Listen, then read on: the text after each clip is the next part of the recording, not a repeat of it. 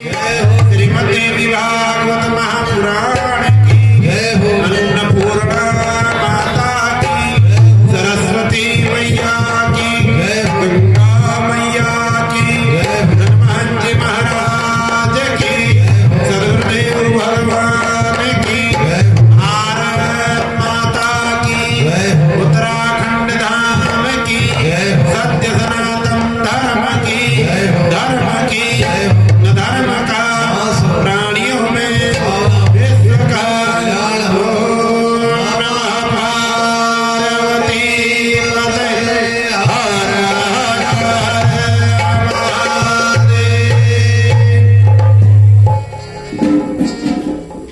तो नारद जी नारायण से पूछ रहे भगवती के बारे में। तो नारायण वर्णन करते हैं, कहते हैं गणेश जननी दुर्गा राजा राधा लक्ष्मी सरस्वती सावित्री च सृष्टि विधौ प्रकृति पंचधा स्मृता। वर्णन करते हैं, नारायण कह रहे हैं कि प्रकृति 5 रूपों में अभिव्यक्त होती है। प्रकृति 5 प्रकार से।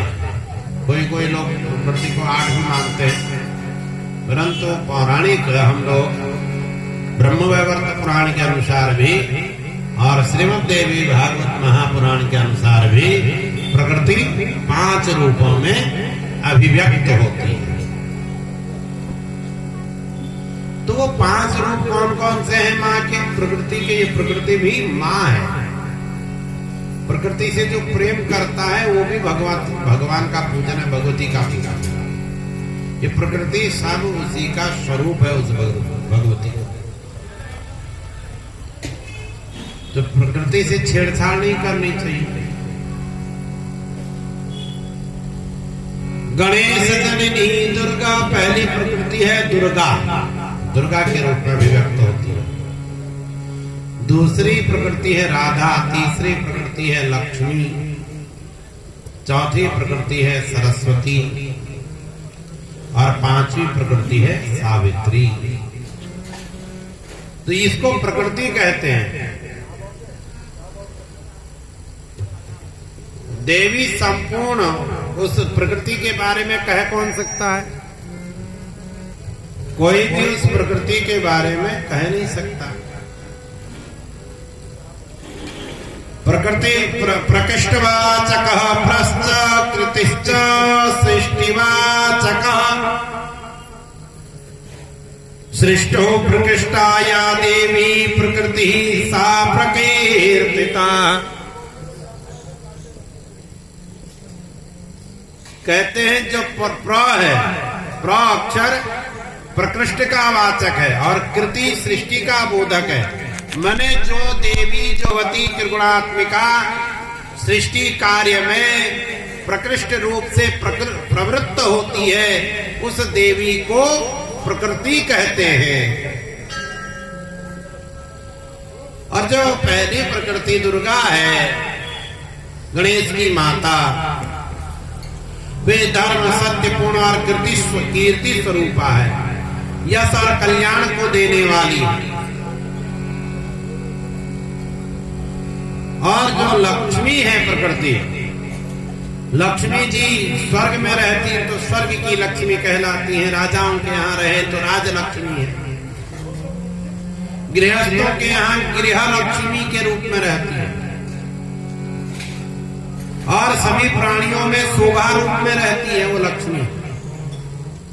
पुण्यवानों के यहाँ कीर्ति रूप में वह लक्ष्मी विराजमान होती है। राजपुरुषों के यहाँ प्रभा रूप में विराजमान होती है।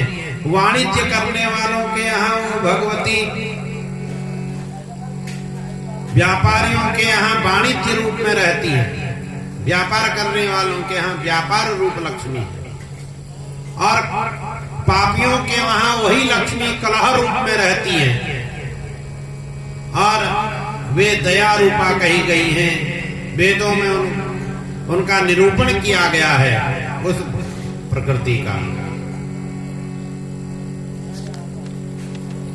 वृषभानु की लली राधा जो है वो सब पर कृपा करने वाली है, रासेश्वरी है। और सावित्री जी सभी वेद मंत्रों की अधिष्ठात्री देवी है।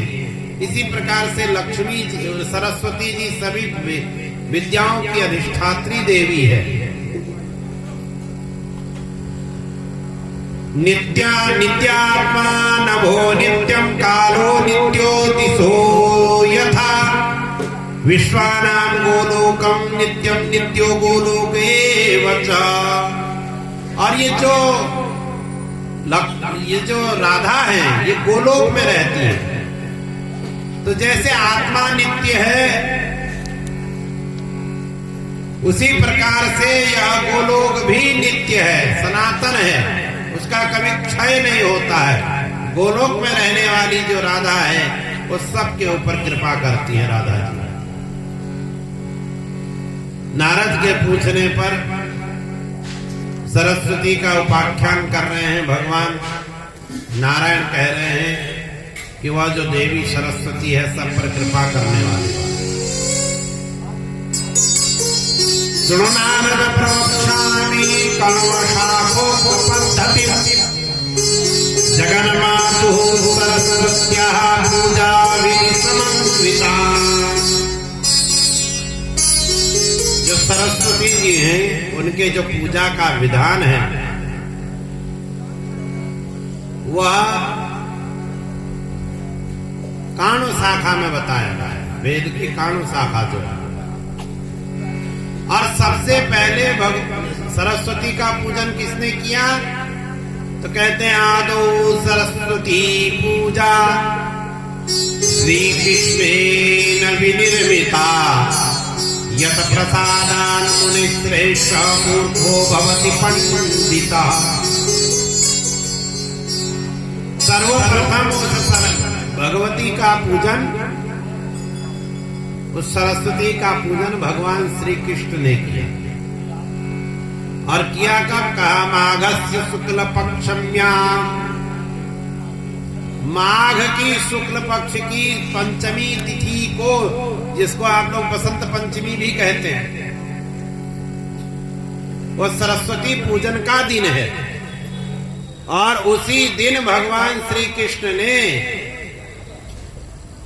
सबसे पहले उस मां भगवती सरस्वती का पूजन किया है।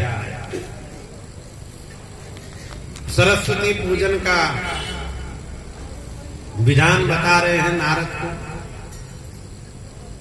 और इसी विषय में याज्ञवल्क्य की कथा सुना रहे हैं कि याज्ञवल्क्य ने उस सरस्वती की आराधना करके समस्त ज्ञान को प्राप्त किया। याज्ञवल्क्य वैशंपायन ऋषि के शिष्य हैं।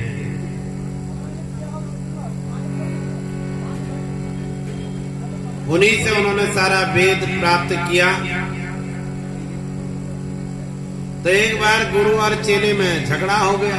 वैशंपायन जी का याज्ञवल्क्य जी से झगड़ा हो गया।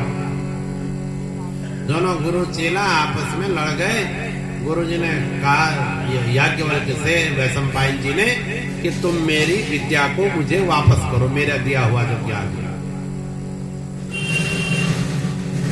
तो गुरु की आज्ञा से वैशंपायन ऋषि ने, याज्ञवल्क्य ऋषि ने गुरु का दिया हुआ जो ज्ञान था उसको उलट दिया, मैंने उल्टी कर दी उस ज्ञान की। और ज्ञान उलट गया। वैशंपायन जी ने अपने दूसरे शिष्यों से कहा तुम तीतर बन करके इस ज्ञान को समेट लो अपने भीतर। तो उन्होंने तीतर बन करके उस ज्ञान को ग्रहण किया। तो ज्ञान, वह वेद की शाखा तैत्तरीय शाखा कहलाई।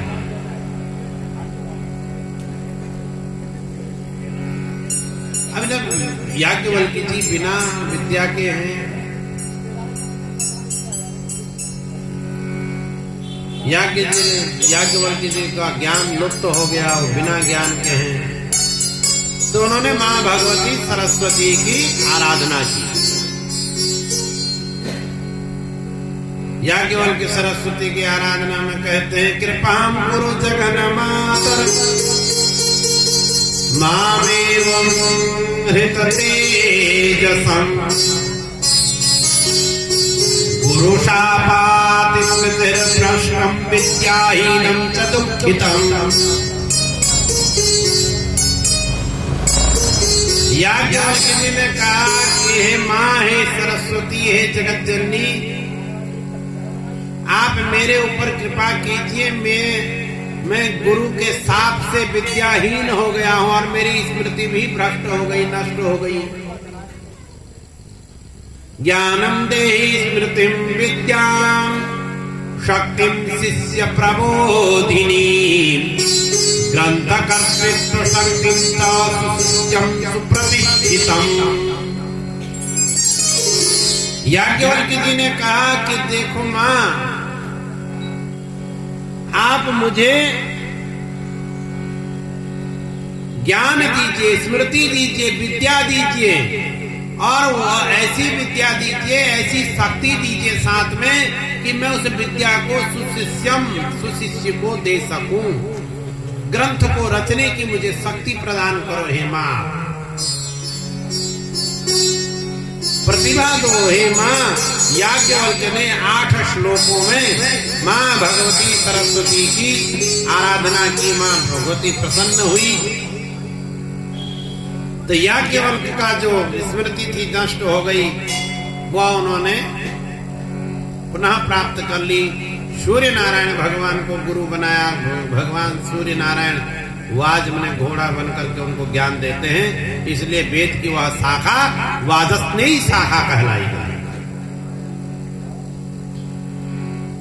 तो ये सरस्वती की कृपा से होता है।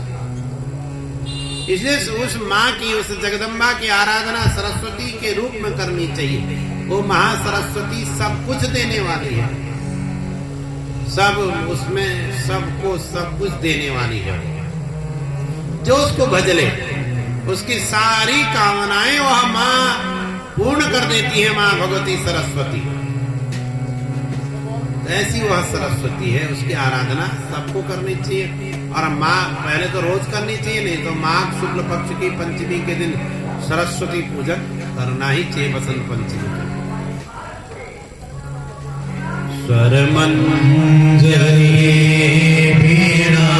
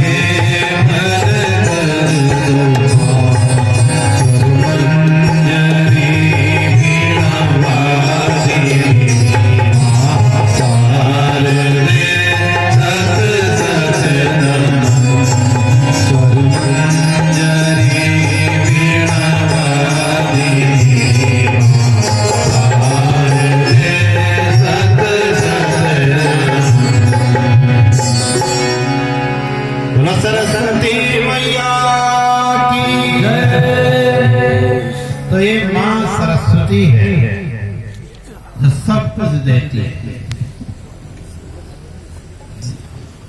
जिसके पास में सरस्वती है तो लक्ष्मी जी भी वहां आ जाती है। इसलिए वो भगवती जो जगदम्बा है, उसका रूप हुआ सरस्वती प्रकृति है। उस प्रकृति की आराधना करिए। याज्ञवल्क्य को सारा ज्ञान प्राप्त हुआ भगवान सूर्य नारायण की उपासना से, सरस्वती की उपासना से, सूर्य नारायण की कृपा से वो पुनः ज्ञानी हो गए। और भगवान सूर्य नारायण ने उनको जो ज्ञान दिया वही वाजस्नेयी शाखा वेद की कहलाए। लक्ष्मी सरस्वती गंगा तिस्रो भार्या हरेरपि। भगवान की, श्री कृष्ण की 3 भार्या हैं, भगवान श्री विष्णु की, लक्ष्मी, सरस्वती और गंगा। तो एक बार भगवान बैठे हैं तो वहीं गंगा जी भी हैं और सरस्वती जी भी हैं। गंगा भगवान को देख करके मुस्कुराई, भगवान भी मुस्कुरा दिए।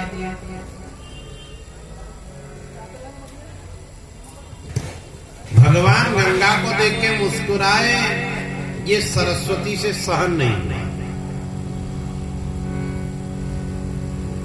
लक्ष्मी जी ने तो सहन कर लिया, लक्ष्मी और सरस्वती को क्रोध आ गया, लाल लाल आंखें उसने कर दी सरस्वती ने।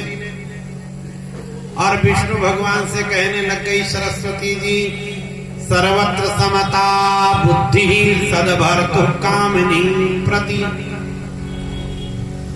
धर्मनिष्ठस्य वरिष्ठस्य विपरीता खलस्य च।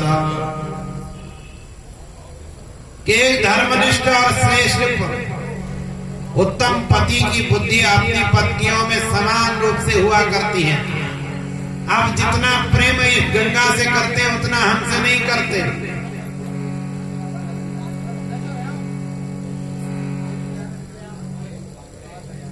और वहां झगड़ने लग गई सरस्वती और गंगा जी का झगड़ा हो गया।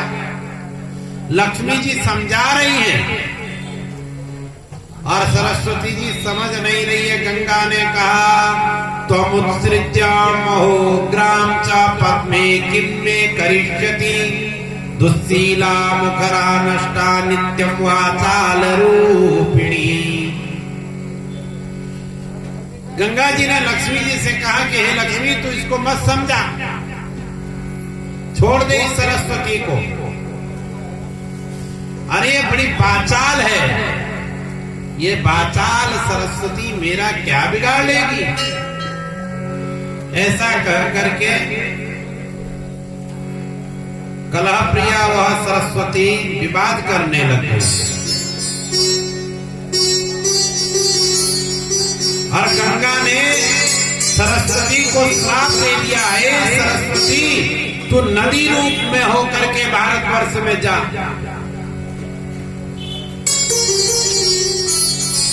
तो जब सरस्वती को श्राप गंगा ने दिया, गंगा को भी सरस्वती ने श्राप दे दिया कि तू पृथ्वी लोक में जा।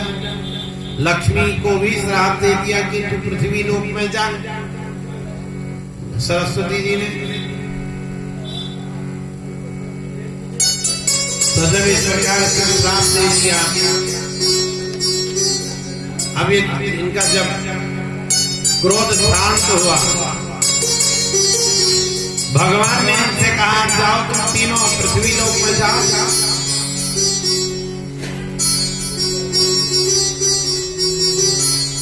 तो लक्ष्मी जी ने भगवान से प्रार्थना की, प्रभु आपने हमारा त्याग क्यों दिया। भगवान ने कहा, मैंने कहा तुमको त्याग, ये तो तुम लोगों ने आपस में ही झगड़ा करके एक दूसरे को यहां से पतित कर दिया। तुम लोग स्वयं ही अपने पतन के कारण हो, मैं नहीं हूं। तुम्हारे भीतर जो कला है। तब इन्होंने पूछा कि ये बताइए प्रभु कि हम कितने समय तक, कब तक पृथ्वी में रहेंगे? तो भगवान ने कहा कि देवियों, ये जो सरस्वती है अपने एक अंश से नदी रूप में होकर के भारतवर्ष में जाएगी, और ये गंगा भी अपने एक अंश से भारतवर्ष में जाएगी, भगीरथ इसको ले जाएंगे। और हे लक्ष्मी, तुम भी अपने अंश से भारतवर्ष में तुलसी नामक वृक्ष बनोगी। लक्ष्मी को कहा कि तुम तुलसी नामक वृक्ष बनोगे। कले पंच सहस्रे गते वर्षे तुमोक्षणम् युष्माकं सरितां सेवोत्पत्तिः चागमिष्यत। भगवान ने कहा कि कलियुग के 5000 वर्ष व्यतीत होने पर, हे देवियों, तुम नदी रूप में वहां 5000 कलियुग के वर्ष तक वहां रहोगे, और 5000 वर्ष पूरे होने के बाद तुम इस लोक में पुनः वापस आ जाओ। अब तुम जाओ वहां। भगवान ने कहा कि जो मेरे मंत्रों के उपासक हैं, वो जब तुम में स्नान करेंगे ना, तुम्हारे सारे पाप नष्ट हो जाएंगे। जो पापी लोग तुम में स्नान करेंगे, उनके पापों को तुम ग्रहण करोगे, और उन पापों का नाश होगा जब कोई पुण्यात्मा भगवान का मंत्र जपने वाला भगवत भक्त संत महात्मा जब स्नान करेंगे तुम में, तो तुम्हारे पाप नष्ट होंगे।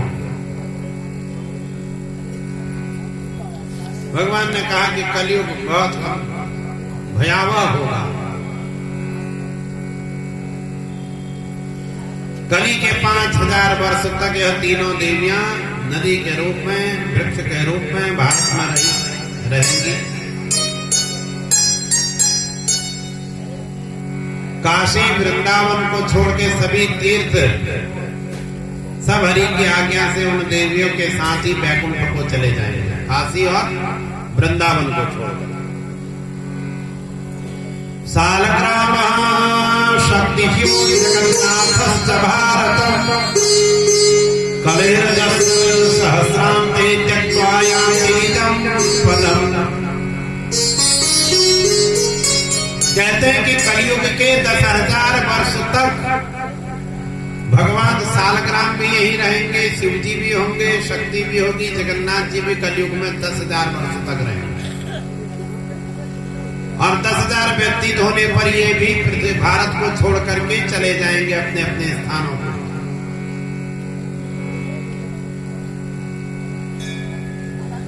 उन सभी के साथ में, इन्हीं के साथ में साधु लोग भी चले जाएंगे, शंख भी चले जाएंगे, पुराण भी चले जाएंगे, श्राद्ध तर्पण वेद मंत्र ये सब चले जाएंगे जब कलयुग के 10,000 वर्ष होंगे। अभी 5,000 वर्ष होंगे। अभी गंगा इत्यादि ही जा रही है। अब गंगा जी जा रही है धीरे धीरे। गंगा जी की जो स्थिति है इस अनुसार तो गंगा जी अब धीरे धीरे जा ही रही है।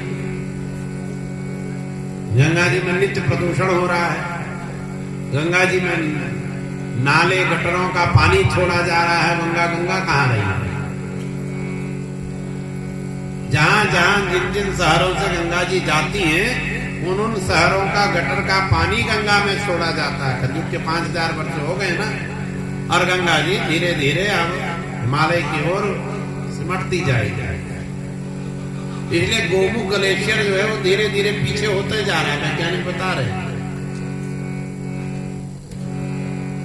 गोमुख ग्लेशियर धीरे धीरे पीछे को जा रहा है। तो क्योंकि कलयुग के 5,000 वर्ष हो चुके हैं, और 10,000 वर्ष होंगे तो जगन्नाथ जी, शालग्राम शिव और शक्ति, ब्राह्मण, वेद, शंख, पुराण ये सब चले जाएंगे। ग्राम देवता चले जाएंगे, व्रत चले जाएंगे, तप चला जाएगा, उपवास इत्यादि ये सब चले जाएंगे। और इनके जाते ही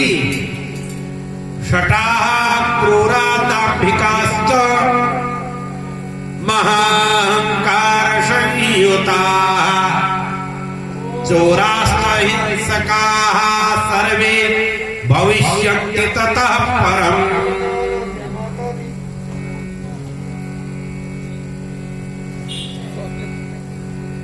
कहते हैं कि इनके जाते ही फिर कलयुग में 60 दंभ करने वाले, क्रूर कर्म करने वाले, अहंकार करने वाले, हिंसा करने वाले, चोरी करने वाले लोग आ जाएंगे। चोरियां बढ़ेंगी, हिंसा बढ़ेगी, स्त्रियां अपने धर्म का पालन नहीं करेंगी, ब्राह्मण क्षत्रिय वैश्य शूद्र अपने अपने धर्मों का पालन नहीं करेंगे, अपने अपने धर्मों का अतिक्रमण करेंगे कलयुग में। ऐसा यह कलयुग आएगा। तो कहते हैं भगवान ने कहा कि राजन, नारायण कह रहे हैं नारद से, नारद जी, ये ढीला हो रहा है भाई। नारद जी से कह रहे हैं भगवान नारायण की कलयुग बहुत भयावह होगा, इसलिए कलयुग में केवल एक गुण है,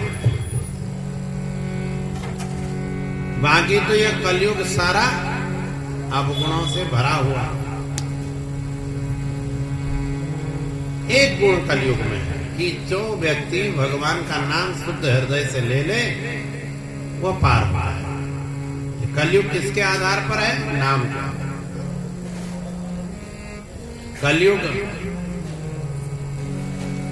कलयुग में केवल नाम का ही सहारा है और कुछ नहीं। बड़े बड़े यज्ञ कर नहीं सकते, बहुत ज्यादा यज्ञ करने का सामर्थ्य यहां लोगों को है नहीं।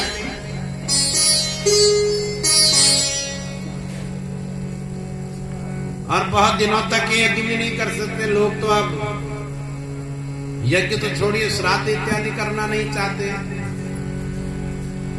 2-3 घंटे का कार्य श्राद्ध है, उस श्राद्ध को करना नहीं चाहते, तो यज्ञ कहां करेंगे? तो केवल नाम का सहारा कलयुग में है और भगवान नाम का ही सहारा लेना चाहिए। और बहुत बढ़िया एक नाम है, देखिए कलि संतरणोपनिषद में उस नाम की चर्चा है। जैसा कलि संतरणोपनिषद में लिखा है वैसे ही हम लोग गाते हैं। देखिए आज रामनवमी है ना, और नाम का बड़ा प्रभाव है। जैसा कलि संतरणोपनिषद में लिखा है ऐसा ही हम लोग गाएंगे। हरे राम हरे